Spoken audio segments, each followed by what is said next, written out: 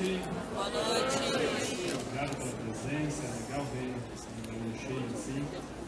Vai ver dois carecas, não, na verdade não sou. Quero primeiro agradecer a luz, a Livraria Cultura. Estão me ouvindo melhor? Sim. Ok. Agradecer muito a Livraria Cultura por nos receber aqui, a mim, ao Leandro, a editora Contexto, claro, que está lançando esse livro, já está ali exposto, O Mundo Como Eu Vejo, do canal, que reúne o segundo volume, que reúne as críticas, as crônicas, as observações, enfim, os textos do professor no Estado de São Paulo, que a gente publica às quartas e aos domingos.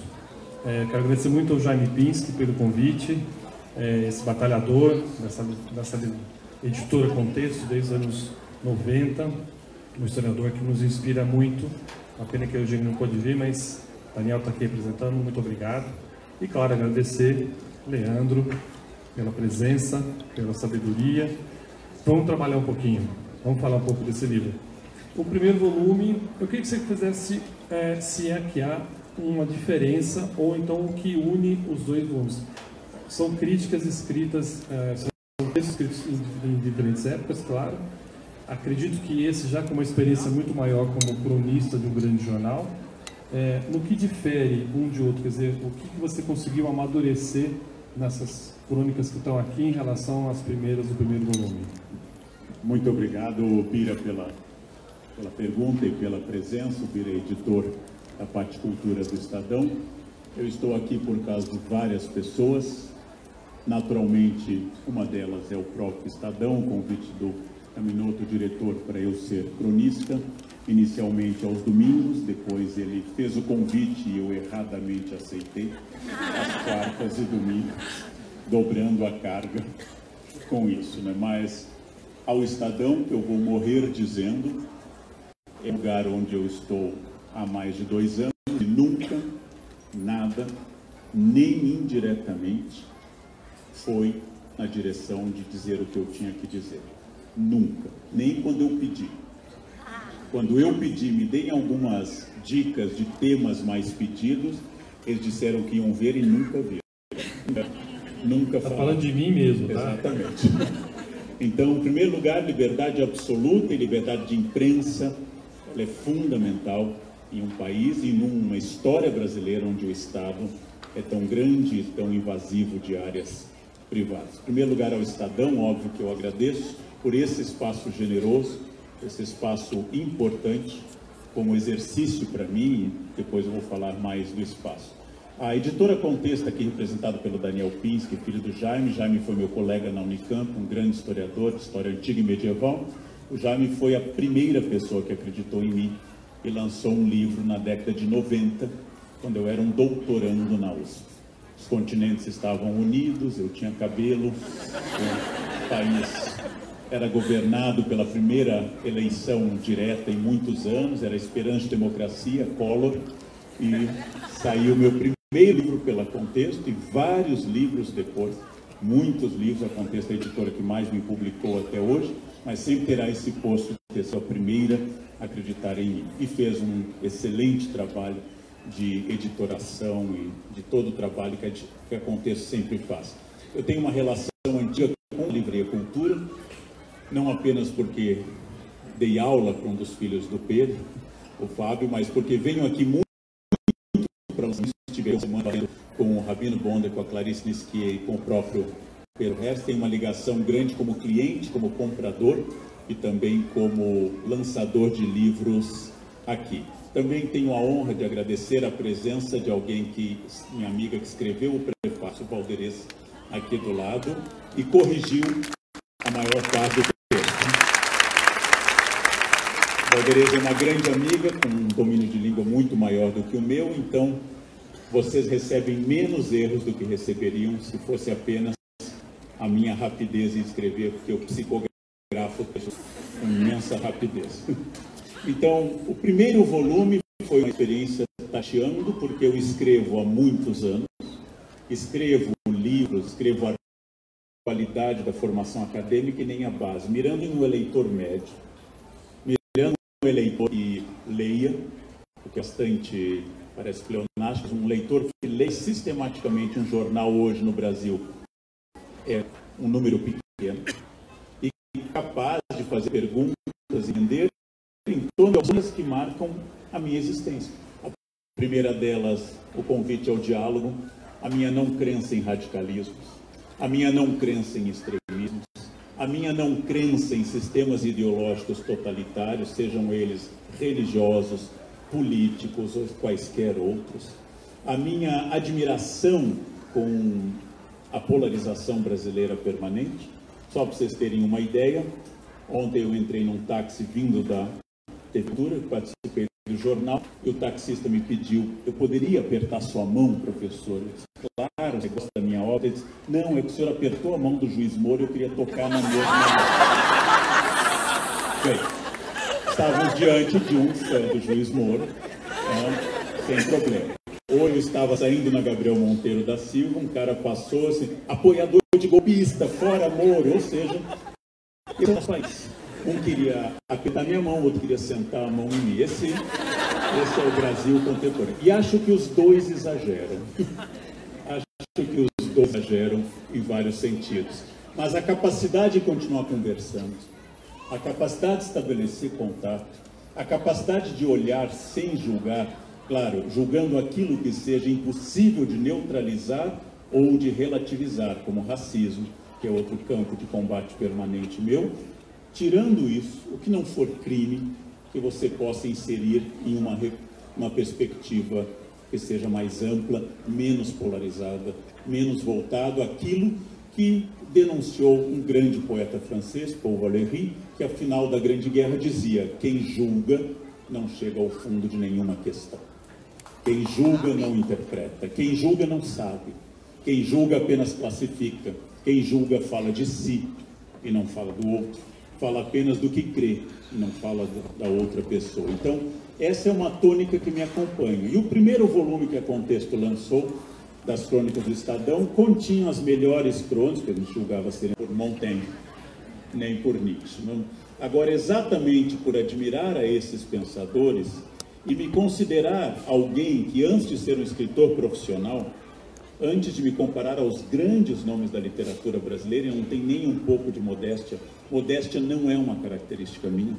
É só eu sou obrigado a reconhecer que ao ler um pequeno trecho de Lavoura Arcaica, ao ler um pequeno trecho de A Paixão segundo GH, ao ler um pequeno trecho de Machado, a distância que vai entre mim e eles e elas é abissal. Eles são experimentadores da língua. Tive a honra de escrever uma introdução para o Walter Ugumãe, e ao decifrar o romance dele, que eu tive que ler 3 vezes para entender, e acho que entendi, eu tive que encontrar não apenas alguém que escreve bem, isso é comum na universidade. Há pessoas que escrevem bem na universidade, não todos, mas há pessoas que escrevem bem. Mas encontrar pessoas que reinventam a língua, ao estilo de Guimarães, ao estilo de Walter Ugumãe em Portugal, ao estilo de vários outros grandes autores. Bem, além desse modelo muito mais elevado do que eu possa vir a ser, um olhar que é um olhar de tentativa de traduzir para muitas pessoas ideias que possam ser complexas ou simples. Um jornalista me atacou há pouco, mandou uma mensagem dizendo que eu escrevo coisas banais para as massas.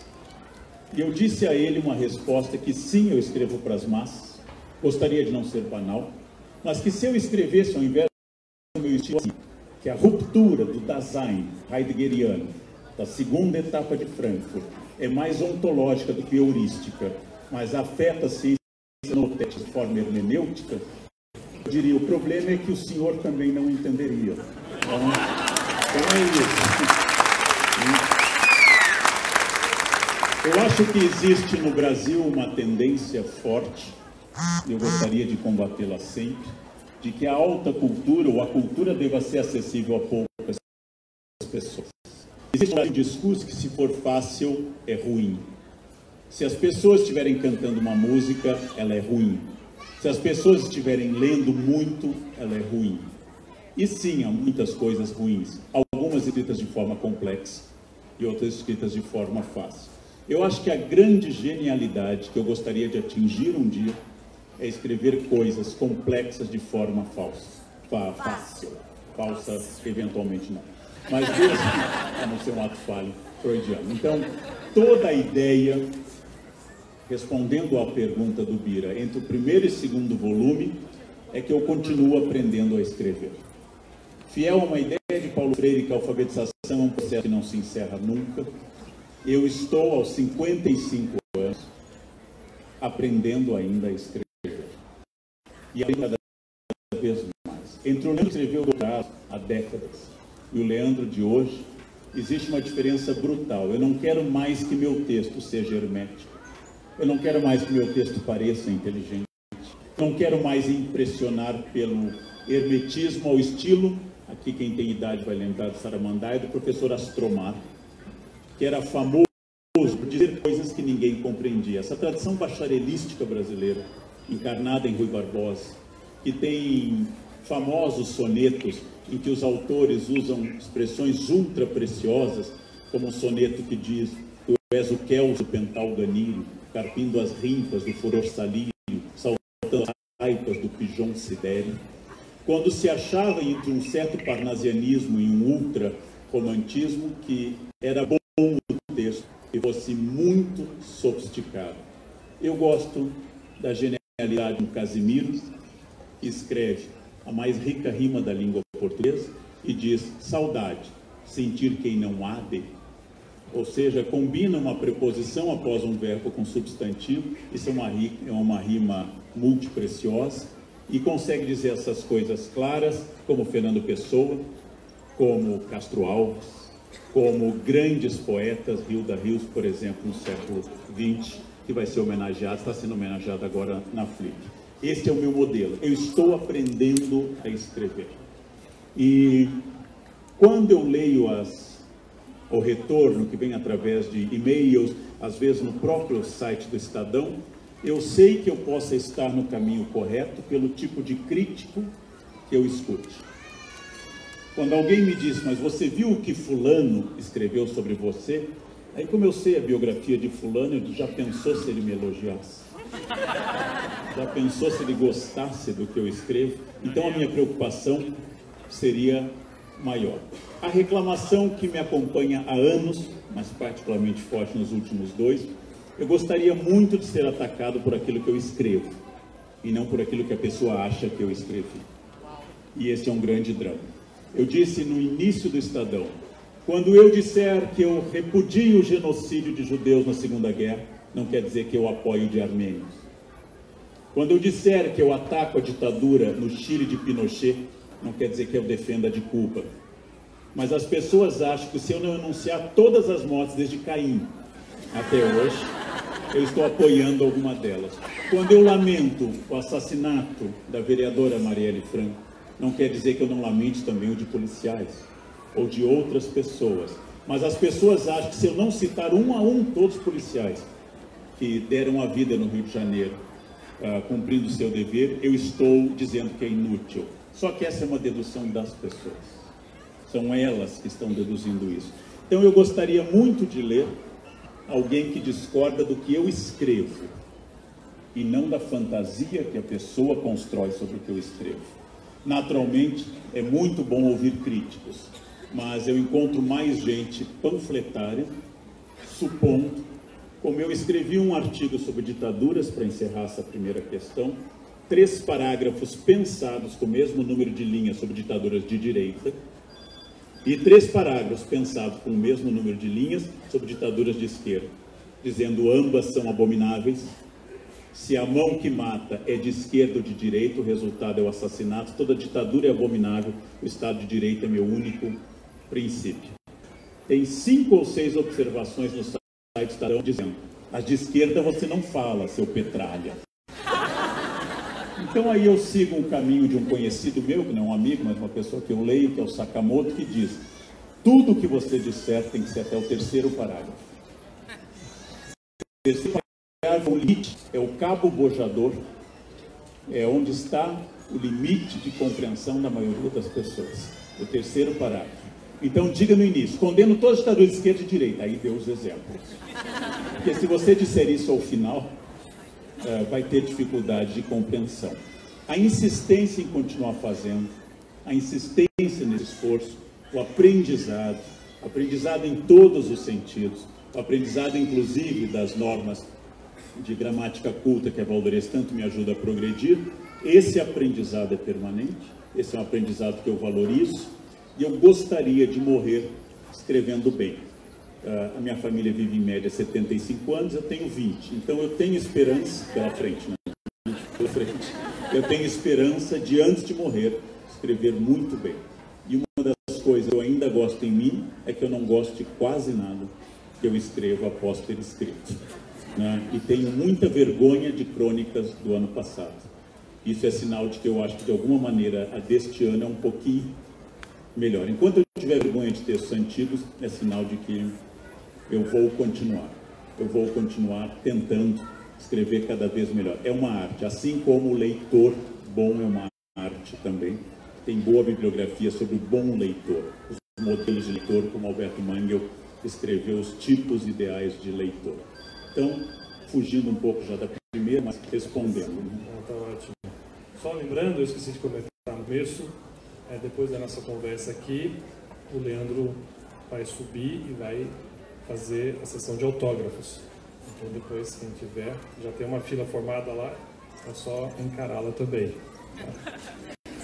Você falou uma coisa que me fez pensar. No livro tem uma crônica prévia, antes dessas divisões que você falou agora, que é a decisão de ler. Os jovens passam o dia lendo. Aí um hífen, mensagens monossilábicas em seus celulares.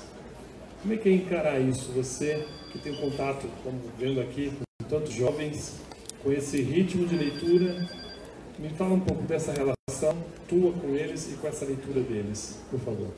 Jovens de hoje, vamos pensar em geração, principalmente Z, de alguma forma já alfa, ou seja, século XXI, os jovens de hoje têm um tempo dedicado à leitura e à escrita maior do que no passado, porque passam o dia digitando, com duas características novas. Primeiro, a omissão de vogais, ou seja, a língua está se tornando semita, como o árabe, como o hebraico, como o amhárico, se tira as vogais e se introduz o sinal hieroglífico simbólico, hoje chamado de emoji. Então, estamos nas bases das línguas. Nós estamos botando muito rostinhos e é uma nova forma de comunicação. Ao contrário de alguns puristas, amigos meus, eu não vejo isso como um declínio da capacidade de compreensão, um outro tipo de compreensão. Gostaria que esse jovem se comunicasse com onomatopeias, pequenos sinais gráficos, eliminando vogais, mas também soubesse ler Padre Vieira e soubesse fazer o caminho de um para outro. Então, quando alguém me diz, mas esses jovens não leem Vieira, eu também posso responder a um erudito professor de literatura, mas o senhor também não entende mensagem de WhatsApp. Não, são duas incompreensões. A língua tende a ser apocopada, ou seja, ela tende a ficar sintética. Vossa mercê deu origem a você. Você, hoje, é VC, sem as vogais. É possível que em poucos anos seja apenas é possível. E essa forma de apocopar vai tornando em algumas gerações aquela frase que vem da Grécia Antiga até hoje, que está em Antero de Quental, que está em Alexandre Herculano, em Portugal, dizendo que a geração atual não lê mais nada e do jeito que vai, a decadência será total. Isto é sinal de que o meu mundo está passando. Meus jovens hoje na universidade não são menos inteligentes do que eram há 37 anos, quando eu comecei a dar aula. Apenas têm outra inteligência, mais visual, mais holística, mais capaz de integrar várias coisas e menos indicada para fazer análise sintática ou para fazer análise de coerência de discurso. Então é uma outra cabeça surgindo, é um outro tipo de cabeça surgindo. Todas as gerações reclamaram disso. Então, o que eu convido as pessoas é que saiam de sua zona de conforto, que leiam aquilo que causa dificuldades, que não leiam apenas a obra fácil, aquela obra feita para seduzi-lo, aquela obra cuja estratégia é blockbuster. Ela quer arrasar o quarteirão, porque ao final ela quer que você leia o volume seguinte ou assista ao filme da série. Eu convido as pessoas todas para crescerem, que enfrentem o livro, especialmente o clássico, que não precisa de vocês. Quando você lê a Odisseia ou lê o Hamlet, os autores estão rindo de você. Eles estão dizendo, eu sou Homero, eu estou aqui antes de você e estarei depois de você. Se você não gostar de mim, você vai morrer e eu vou continuar sendo Homero.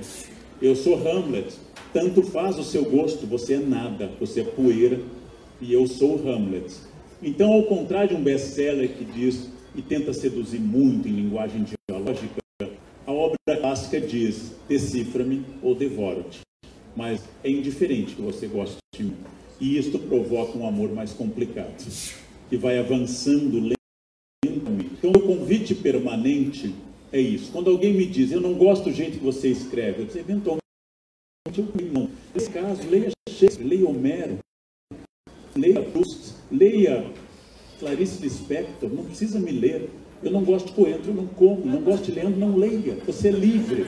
Há muita gente que escreve melhor, e muito melhor, muito melhor. Então, não se torture. Não repitam aquilo que me assusta há anos, das pessoas que semanalmente me mandam e-mail, vi sua participação na cultura, assisti suas falas na rádio, li os seus textos, odeio tudo que você diz e escreve. Eu sei que o ódio é muito mais fiel do que o amor. O ódio é mais constante do que o amor. Mas há tanta coisa boa para ler quando você não gosta. Há tanta coisa interessante. Não necessariamente que o autor seja ruim. Às vezes não bate o santo. Seu orixá não casou com o orixá do autor. Pronto. Não é um problema. Leia outro. Essa é uma das coisas boas. Essa é uma das coisas boas do mundo. E temos acesso a outros. E há muitos bons autores. Há muitos bons autores. Então, ler é o importante. Leandro Carnal é irrelevante. Ler é importante. E é um gesto solitário, é um gesto isolado, é um gesto de resistência contra o coletivo, é um gesto de resistência contra os poderes, é um gesto de resistência contra a massificação e é um permanente protesto, como um farol em um promontório cercado de ondas furiosas. O leitor é uma luz em meio à tempestade. Enquanto houver leitores, e aquilo que eu repito sempre, eu disse semana passada e repito hoje, que se repete a experiência. Enquanto em uma noite de terça-feira, uma cidade como São Paulo, uma livraria, ficar lotada por pessoas para ver escritor, tem esperança nesse país. Existe esperança aqui. Isso é muito bom. Então, o Kira lembrou que nós vamos autografar lá em cima e todos que estiverem na fila serão todos, sem exceção, mas lembrem-se que não rapidamente. Então, quem puder ficar será um prazer, mas nós continuamos de uma certa uma aprovação, um teste, por favor. Isso que você falou me fez lembrar do título do primeiro volume, Diálogo de Culturas. Exatamente isso, né? Essa sua proposta. Mas também eu queria voltar um trecho da tua primeira resposta sobre essa divulgação, muitas vezes de falas que não são tuas, de escritas que não foram escritas por você. Como é que você lida com fake news? São frequentes, né? A primeira fake news é um pouco uma homenagem. Atribui a mim todas as coisas que eu faço. Isso eu estou acostumado, já contei público eu entrar no campo há muitos anos. No primeiro dia na Unicamp, vi um rapaz com uma camiseta escrita "Amor é fogo que arde sem se ver", embaixo Renato Russo. Quer dizer, eu acho que isto faz parte de uma tradição.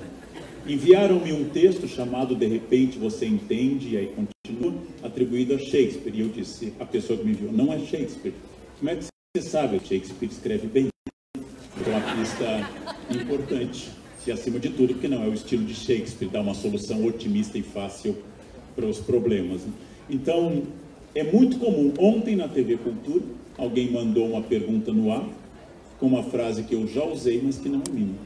Então eu vejo voando assim, foto minha escrito "A consciência nos torna covardes", Leandro Carnal. A frase é ótima, mas Hamlet pensou nela antes de mim, 4 séculos antes. Então ele tem direito ao registro da ideia, né?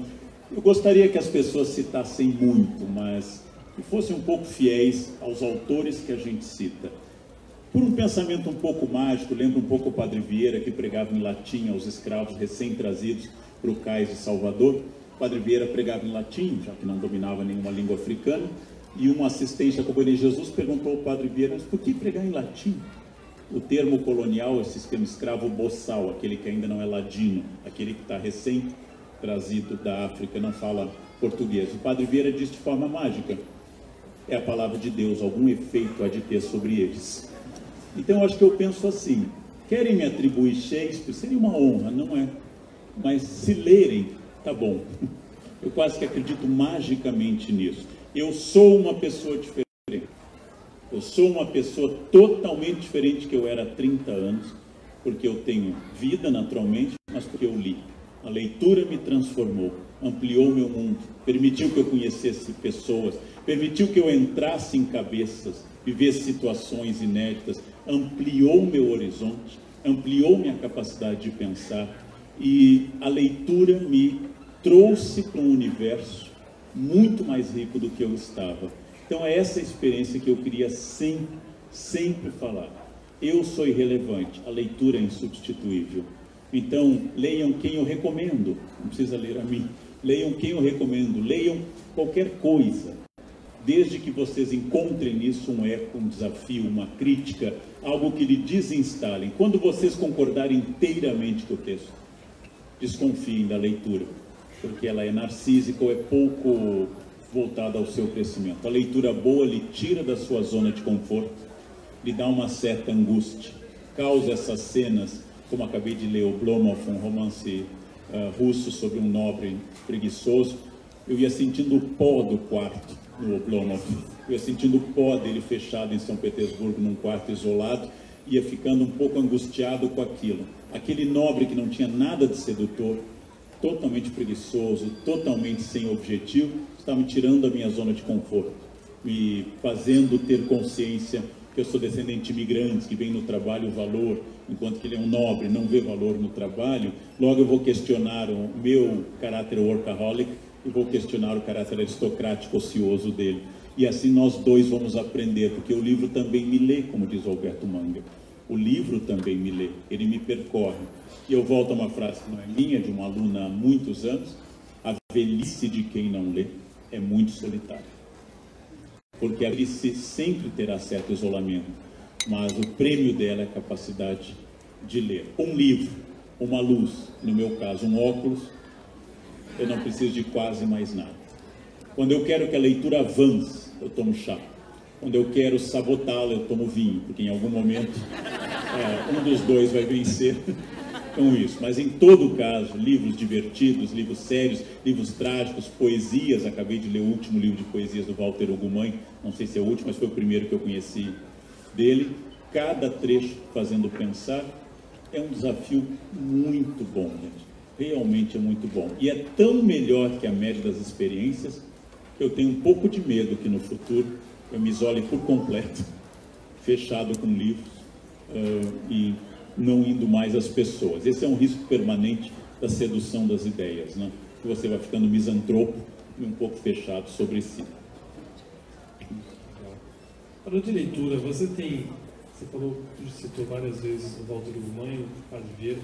Você tem os seus mentores literários e também você tem épocas de leitura mais acentuada de determinados autores, não? Sem dúvida, eu tenho modas literárias comigo. Quando eu era muito jovem, na biblioteca do meu pai tinha as obras completas de Eça de Queiroz. E apesar de eu ser mega, ultra, blaster católico, Papa Hóstia, Beija Banco e Lambe Cruz, por algum momento, um anticlerical português do 19 me seduziu de tal forma que eu li tudo, inclusive a correspondência. Casualmente, o livro que eu mais gosto é o livro que ele terminou em 1900, que ele próprio não revisou e que é considerado menos expressivo que As Cidades e as Serras. Mas gostei muito do Crime do Padre Amaro, a Relíquia me fez rir bastante, a Ilustre Casa de Ramírez, Os Maias, todas essas grandes obras do Hesse, contos, né, como Perfeição, são contos que mexeram muito comigo. Depois eu entrei numa fase Sartre, Jean-Paul Sartre, que eu acho que é uma filosofia mais acessível. A primeira grande aventura de pensamento para mim, já na faculdade, foi ler Hegel. E foi a primeira vez que um autor me enfrentou de forma muito aberta. Ou seja, eu li um parágrafo, não tinha a menor ideia do que ele tinha dito. Eu lia de novo, continuava não entendendo, e li uma terceira vez, não entendendo, procurava auxílio de um professor. Então ele explicava, eu entendia aquele parágrafo, acendia-se uma luz, eu ia para o próximo parágrafo e não entendia quase nada. E o professor dizia, com o tempo vai aumentando a velocidade. É verdade. Com o passar dos anos eu lia já 3 ou 4 parágrafos seguidos entendendo, e aí sintetizava o meu professor de Hegel e dizia, não, você é completamente equivocado porque você entendeu. Mas essa foi a primeira grande aventura intelectual, foi Hegel. Agora, eu gosto muito da literatura brasileira, naturalmente dos clássicos como Machado, naturalmente gosto dessas obras-primas como Lavoura Arcaica, naturalmente sou seduzido por Clarice Lispector, naturalmente por todo aquele cânone que tem motivo para ser canônico. E de um tempo para cá entrei também no Walter Hugo Mãe, que eu considero um português que deveria ganhar o Prêmio Nobel de Literatura, porque não é apenas alguém que escreve bem, mas alguém que reinventa a língua e reinventa a maneira de pensar a língua. Então, todos esses processos têm moda e têm momento. E quando eu não entendo um autor, eu não gosto do autor. Quando eu li, por exemplo, a primeira vez Dostoiévski, traduzido do francês, da editora Globo, eu achei um romance, Os Irmãos Karamazov e Crime e Castigo, simpáticos, mas nada que me tocasse.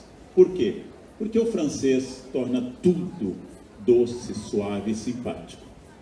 Então a cena em que Raskolnikov mata, vindo do francês, é uma cena bonita. Quando eu li pela primeira vez, já adulto, já bem adulto, eu li traduzido direto do russo, eu li outro livro, completamente diferente. Então, eu imagino que seria a experiência se a minha ignorância abarcasse o russo e eu pudesse ler no original. Então, a possibilidade de ler um autor no original, nos poucos que eu posso ler no original, é uma grande experiência também. E as frases que ficam em você. Também fui um leitor ávido de Santo Agostinho, fui um leitor ávido de Voltaire, que não é não tão genial como pensador, mas é genial como escritor. Eu li muita coisa do século XIX, especialmente Flaubert, especialmente Balzac, especialmente os autores clássicos francês e português do século XIX. Agora, sem dúvida, desde o início, desde a primeira vez no ensino médio até hoje, sem cessar, toda semana, quem me pega pelo pé é Shakespeare. É uma coisa que só tem explicação lógica e racional por aquilo que me disse uma senhora quando eu estudava religiões. Ela me disse que em outra vida eu fui da família de Shakespeare. Eu não tenho explicação lógica, racional e equilibrada para entender a emoção que eu tive esse ano em janeiro de botar a mão na pia onde Shakespeare foi batizado. Talvez não tenha sido batizado ali, mas eu queria que fosse. Funcionei como todo religioso. Talvez Jesus não tenha nascido aqui, mas eu gostaria que tivesse nascido aqui. Eu sinto aquilo, né? Tem uma síndrome de Jerusalém e eu criei uma síndrome de Stratford, ou seja, a emoção de estar ali onde esse homem tão vasto, tão grandioso, pisou sobre a terra e começou a sua obra e mudou a maneira de ser do Ocidente. Shakespeare, Dante Alighieri, Cervantes. Como diz um grande autor, T.S. Eliot, o Ocidente tem 3 pés, não tem um quarto. São 3 pés no Ocidente, e esses são os pés do Ocidente. Quer dizer, a capacidade de lê-los é uma capacidade transformadora, muito grande e muito boa, e não é fácil. A Divina Comédia desafia até gente erudita, até gente que é muito culta. A Divina Comédia desafia, até porque ela tem trechos que nós não sabemos o que significa. Os demônios cantam no inferno, papê satam malepi. O que quer dizer isso? Ninguém sabe. Ninguém sabe, mas essa frase não me sai da cabeça. E como é um canto dos demônios, eu fico preocupado que a frase não me sai da cabeça. Então, é isso. E, dependendo da fase que eu estou estudando, é os teóricos, como Michel de Certeau, que é o jesuíta teórico da cultura que mais me influencia, mais a minha existência como historiador, é Michel de Certeau. E filósofos contemporâneos, como Lipovetsky, com quem eu terei o prazer de debater na Bahia no mês que vem. Então, são autores que me marcam muito, grandes pensadores, e tem modas também. E há autores que eu acho que eu só entenderei na velhice. Eu só entenderei quando eu estiver em plena maturidade. Há autores que eu acho que eu só chegarei ao que eles são lá. Uma coisa, plano de velhice, é ler Finnegan's Wake, do Joyce. Eu acho que só na velhice. Porque eu não acho que alguém tenha entendido, e eu tenho medo de quem tenha entendido Finnegan's Wake. Mas, em todo caso, na velhice eu gostaria de entender a obra desse gênio irlandês. Vou fazer uma provocação. No mundo de hoje, ou no Brasil, vamos ficar no Brasil então, o que mais se espelha em Shakespeare? Quer dizer, qual obra de Shakespeare que a gente poderia dizer que estamos mais próximos hoje aqui no Brasil atual? O Brasil é muito shakespeariano, porque, em primeiro lugar, Shakespeare trabalha com humor em meio à tragédia. Ele trabalha com a piada em momentos densos. Ele faz reflexões que juntam o chamado nível alto aristotélico com o nível baixo. Produz a catarse que Aristóteles prevê na tragédia, ao mesmo tempo que produz a censura moral que a comédia geralmente contém, um pouco Sêneca, um pouco Aristófanes, um pouco Ésquilo, um pouco Plauto.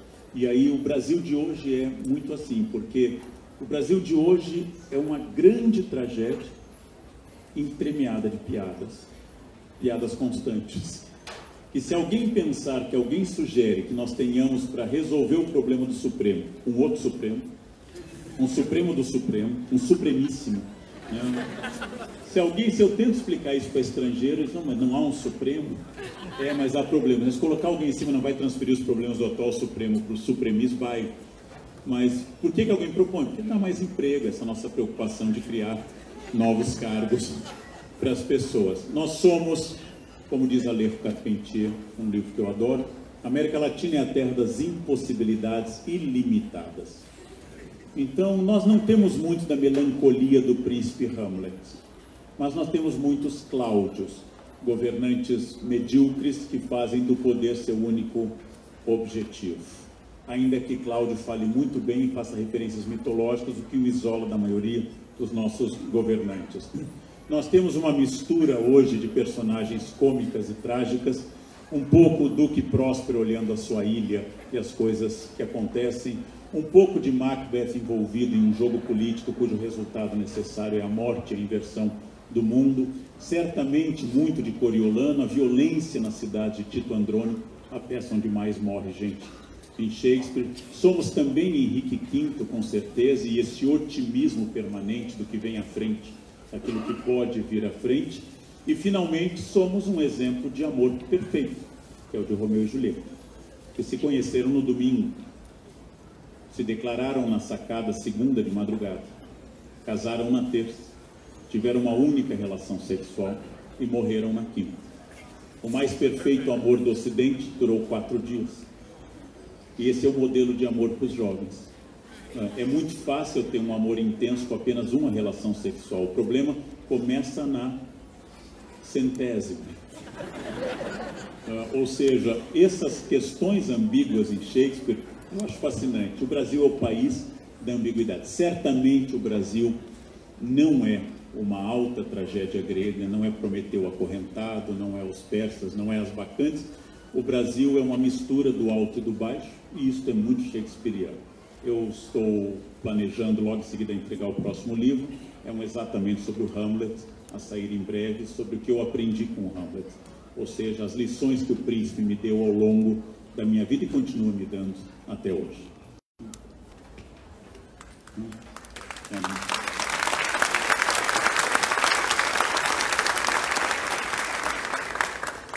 A gente pode ver nesse livro e outros mais como você discorre com relevância sobre religiosidade e espiritualidade. Agora, isso é mais fácil para um ateu autodenominado como você hoje ou como um ex-papa Hóstia, como você falou agora há pouco? Eu acho que ter sido religioso ajuda a compreender aos religiosos. Então, eu jamais, de fato, atacarei a religião, porque seria um dedo apontado com os outros dedos apontados para mim. Então, eu entendo o que é a fé, eu entendo o que é a noção de fé, e eu entendo uma pessoa que faz da religião seu motivo de vida, porque eu também já fiz isso. E, ao mesmo tempo, uma certa objetividade dada pelo ateísmo, desde que ele não herde a pior coisa das religiões, que é o sentido catequético. Se o ateu não for um catequista, que ateu catequista é um porre, se o ateu não quiser convencer o outro da sua ideia, não herdar das religiões a vontade de mudar o outro, Se o ateu simplesmente souber que seu ateísmo ou seu agnosticismo corresponde à sua visão de mundo naquele momento, que não é universal, não é permanente, pode mudar, se o ateu fizer isso, ele vai ter um distanciamento que um dia em uma entrevista com o Jô eu classifiquei que um ateu estudando religiões é como um ginecologista homem com mulheres. Ou seja, eu estudo o que não tenho. E eu aprofundo o estudo sobre algo que eu não possuo.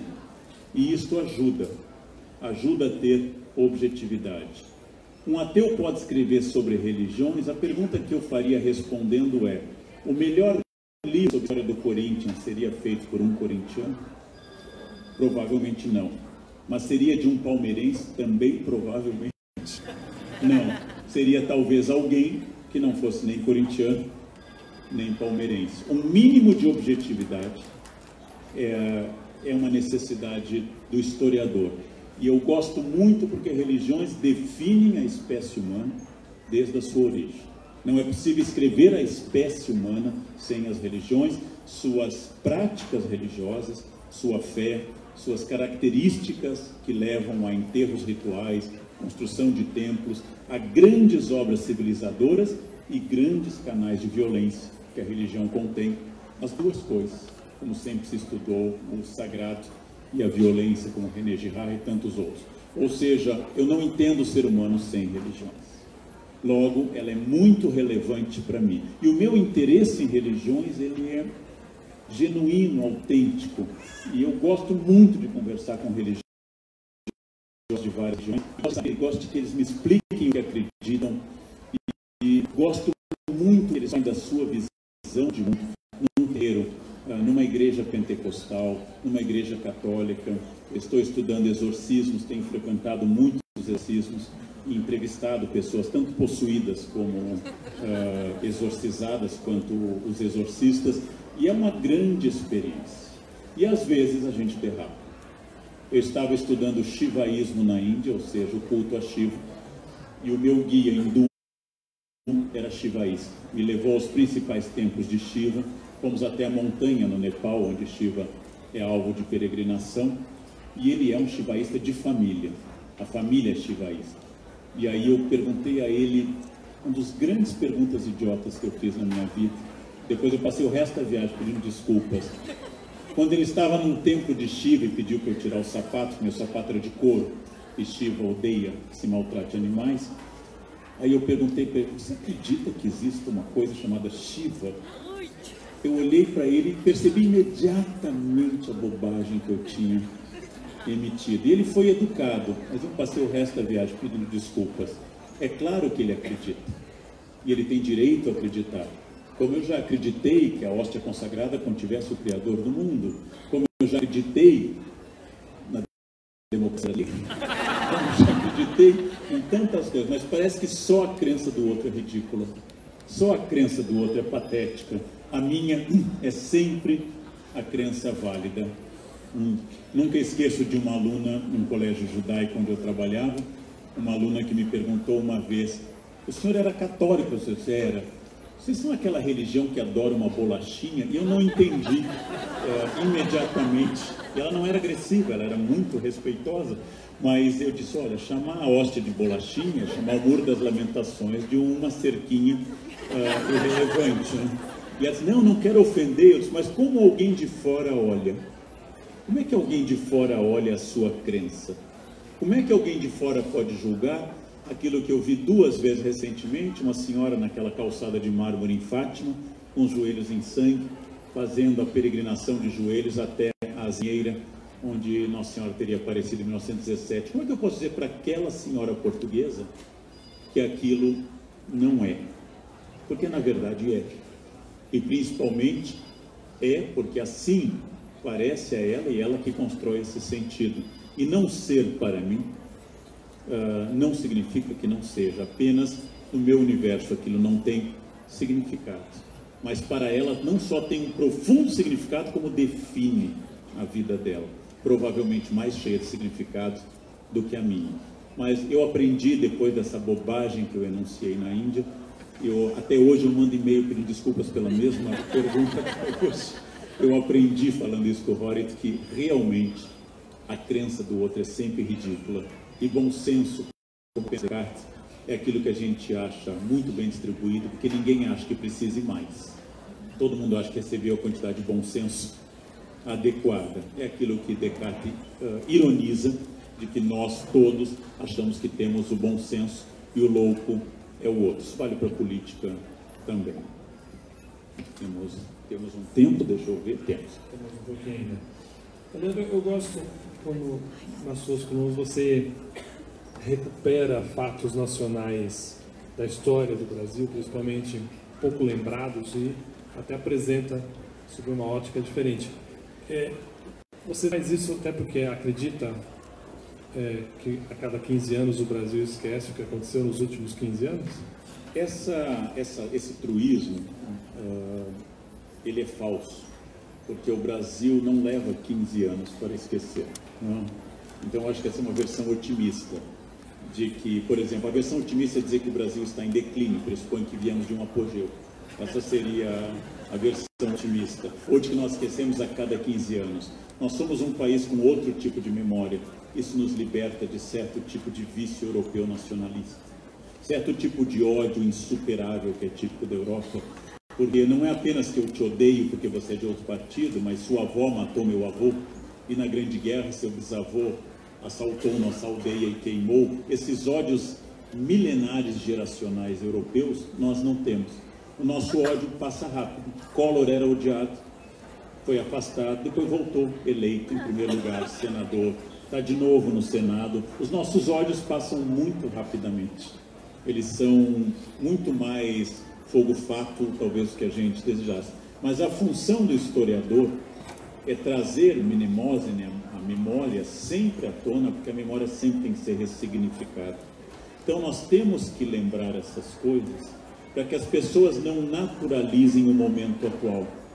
Quando as pessoas naturalizam a experiência atual, elas passam a dar um argumento que é bastante conservador, que sempre foi assim, argumento histórico ou argumento sociológico, todo mundo faz desse jeito. Então são dois argumentos ruins, para que elas entendam, por exemplo, que até há pouco tempo as mães não amavam seus filhos.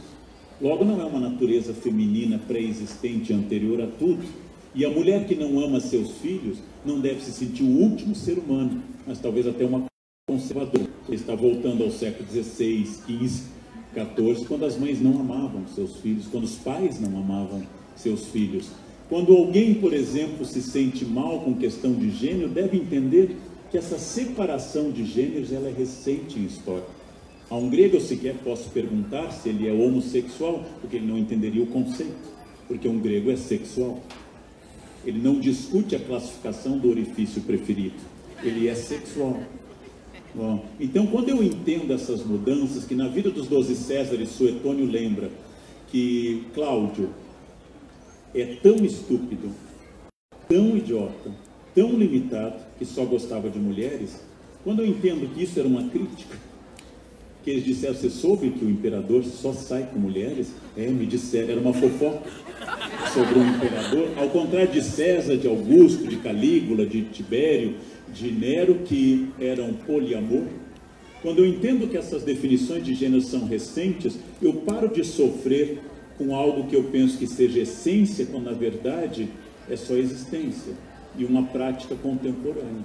Ou seja, que as coisas se transformam no tempo e no espaço, que a noção de família se transforma, a noção de amor, a noção de felicidade, a noção de sexualidade, a noção de prazer, que tudo se transforma.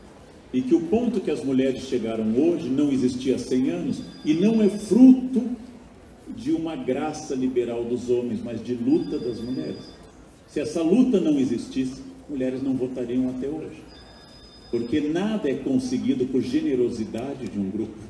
Nada é conseguido porque os homens um dia se reuniram, vamos dar voto, elas merecem. Não, foram as sufragetes, foram as greves, foram os protestos, foram manifestações teóricas e práticas, foram heroínas pioneiras como Leila Diniz, que toma banho de biquíni grávida em 71 e perde o emprego por causa disso. São mulheres que usavam calça e foram apedrejadas em uma rua de São Paulo na década de 20 por usarem calças, que não era natural, que era antifeminino, contrariava a natureza da mulher. E hoje nós temos uma imensa quantidade de mulheres usando calças, como se isso fosse sempre assim. Não, há uma revolução na sua calça, minha cara colega. Há uma revolução na sua calça. Há uma revolução em tudo. Hoje meu alfaiate ofereceu uma camisa rosa, e eu lembrei ele que na minha infância no Rio Grande do Sul, uma camisa rosa era impossível no guarda-roupa de um homem que se pretendesse, pelo menos cenicamente, hétero, pelo menos do ponto de vista teatral. Isso era impossível, e hoje é quase uma peça indispensável no guarda-roupa de todos os homens. E assim por diante, tudo é fruto da história, tudo é fruto de convenções, e às vezes as pessoas sofrem porque não se adaptam ao mundo, no qual a convenção dela não é a convenção do mundo. E aí que a história vem lhe dizer que nada é natural, tudo é histórico, e você se reinventa, citando sempre Sartre, primeiro a existência, depois a aparência. Você se reinventa, e o caminho, como diz o Machado espanhol, não o nosso Machado, o caminho não existe, o caminho se faz ao caminhar, e sua história só tem um autor, que é você. A história desnaturaliza as coisas. A história para de falar em evolução e natureza, que são dois argumentos profundamente conservadores. Sempre foi assim, temos que evoluir, estamos melhores do que no passado e assim por diante. Contra tudo isso, o historiador se levanta e lembra, são questões humanas, produzidas por seres humanos, inclusive a desigualdade social, o racismo, são coisas que têm que ser inventadas, produzidas e implementadas. E aí, com discursos variados, tem que ser tornadas naturais, sempre foi assim, nunca foi de uma maneira diferente. É tudo isso que a história ajuda. Por isso que eu gosto de lembrar fatos históricos, que as pessoas transformaram. Ao verem no verde da bandeira nossas matas e no amarelo nosso ouro, esquecem que o verde é a cor da dinastia de Bragança, o retângulo, o símbolo masculino, que o losango é a cor da dinastia de Habsburgo, o amarelo dourado é a cor dos Habsburgo, e que o losango é símbolo feminino. Isso foi colocado lá por causa de Dom Pedro e por causa da imperatriz Leopoldina, não por causa de uma consciência ecológica, que não existia em 1822. Que as pessoas possam interpretar a todo instante que todas essas questões são ressignificadas constantemente, e que aquilo que a lei já consagrou como a escravidão não significa que se torna justa, se torna apenas uma convenção amparada pela lei.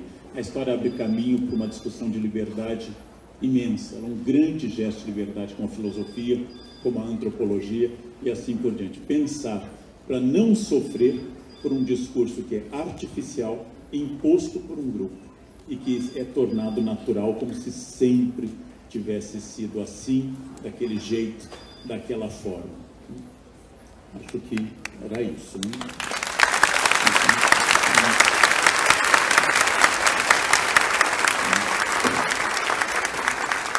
Obrigado pela presença de vocês todos, muito calorosos, Livraria Cultura, querida editora Contexto, e claro, obrigado, Leandro Carnal. Agora vamos para os autógrafos. Obrigado, Leandro. Muito obrigado pela presença aqui.